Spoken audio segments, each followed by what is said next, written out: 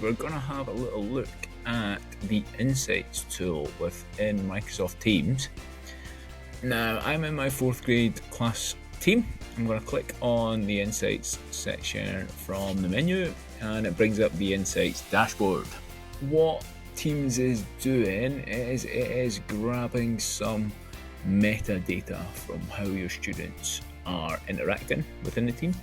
So the first section up here just kind of is your highlights, if you want. So sort of new activity comes through on this banner at the top. You can use the arrows at the top to sort of work your way along if you want to kind of look at other things, but that's just the AI trying to grab things that it feels are important.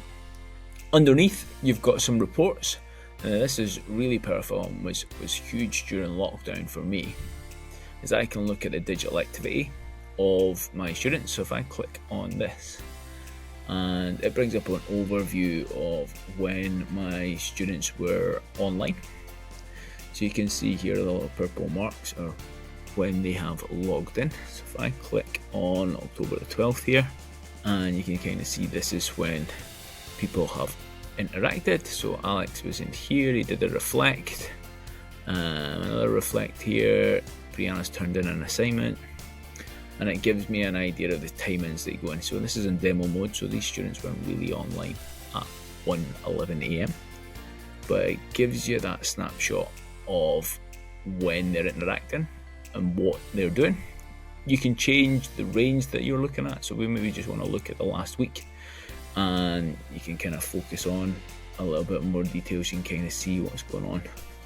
So actually there's a few more things happening for Brianna here. So class notebook, there was a reflect that went on there as well. She seems to be the most active in this class, which is cool. So that's a really nice way of adding a little bit of extra data to back up some of your thoughts when it comes to your class engagement on Teams. Second one along is your assignments. So if you click on here, it gives you an overview of all the assignments for the class. It tells you here what the assignment is, when it was due, whether it was a class assignment or a group or individual assignment, how many people returned it, and what the average grade was. And again, you can look at some other interesting bits of data which come through when you click on the parts at the top. So actually how many turned them in. Well, turn-in rate's not great. There was 20 people submitted this one late. Wonder why that was.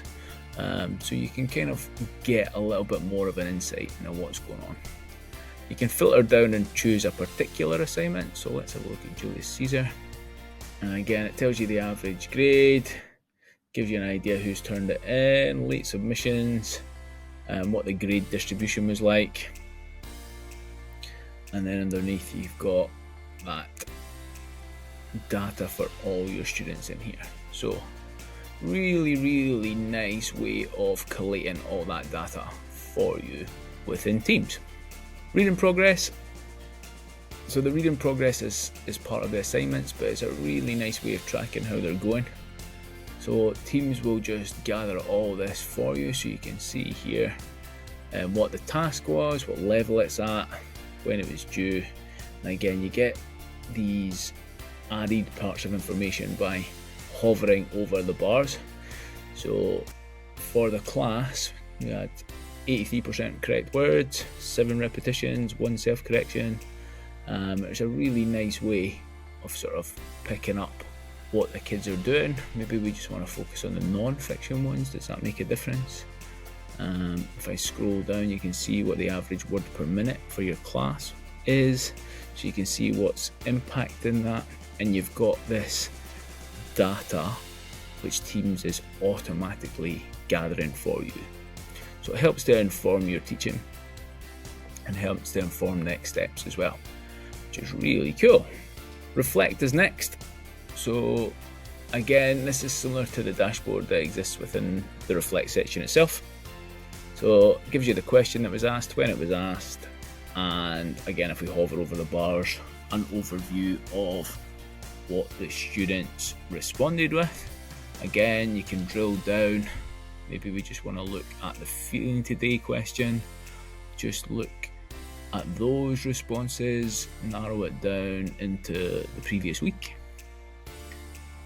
And again, we can kind of get that overview of how students are tracking. Look at what the most common responses were, and then again, you can look at what the individual students are responding with over time. The last section in the reports is communications. So when you click on communications, it gives you that overview of what the class have been doing. So only people have been online today, 56 reactions, nobody's actually posted anything. And again, it gives you an idea of what the students have been doing. So Terry has reacted 3 times, Rory down here only twice. And if you scroll down, you should be able to see all the students who have reacted or not in your team. Again, you can look at the different channels, so maybe you want to focus on who's been looking at particular work within that, which is maybe a focus on literacy or numeracy for that week. Underneath the report section, you've got some overviews. So no inactive students this week, which is great. There's 4 new communications, which is 43 fewer than last week. Again, snapshot of what's happening with Reflect, reading progress, your average grades, and then who or how many students have missed submissions and assignments. So Teams is gathering all this data in the background anyway, so this is just to maybe add a little bit of quantitative data to the qualitative information that you naturally gather within the classroom. I hope you found that useful. I'm Jim from Using Technology Better.